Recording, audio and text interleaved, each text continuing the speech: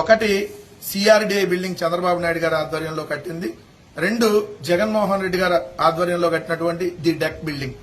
CRDI building అమరావతిలో 3,07,326 చదరపు అడుగుల విస్తీర్ణంలో 257 కోట్లు ఏదైతే దోపిడీ చేస్తూ కట్టినటువంటి బిల్డింగు. అదే జగన్మోహన్ రెడ్డి గారు విశాఖపట్నంలో నౌక ఆకారంలో సిరిపురం జంక్షన్ లో ది డెక్ అనేటటువంటి బిల్డింగ్ ని 12 అంతస్తుల బిల్డింగు 3,76,000 చదరపు అడుగుల విస్తీర్ణంలో కేవలం 87 కోట్ల రూపాయలతో కట్టినటువంటి బిల్డింగ్.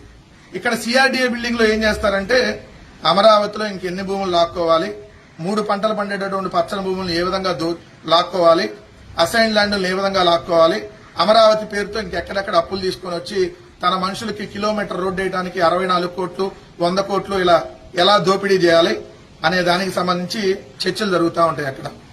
అదే ఇక్కడ జగన్మోహన్ రెడ్డి గారు కట్టినటువంటి అదే డెక్ బిల్డింగ్ లో జార్జియా యూనివర్సిటీ, బెల్ సంస్థ ఐటీ కార్యాలయం, Ratan Tata innovation hub, south central railway zone కార్యాలయాలు ఇవన్నీ ఏర్పాటై ఉన్నాయి. ఇక్కడ జగన్మోహన్ రెడ్డి గారు 3,76,000 చదరపు అడుగుల్లో 87 కోట్లతో కడితే అంతకంటే తక్కువ చదరపు అడుగుల విస్తీర్ణంలో చంద్రబాబు నాయుడు గారు 254 కోట్లు ఖర్చు పెట్టారు. అంటే ఇంకొక అదనంగా ఇంకో 2 డెక్ బిల్డింగ్లు వస్తాయి. సిఆర్డీఏ బిల్డింగ్ కట్టినటువంటి బిల్డింగ్ తో 3 డెక్ బిల్డింగ్లు వస్తాయి. జగన్మోహన్ రెడ్డి గారి ముందు చూపు విజన్ కి చంద్రబాబు నాయుడు గారి దోపిడీ దుబారాకి డిఫరెన్స్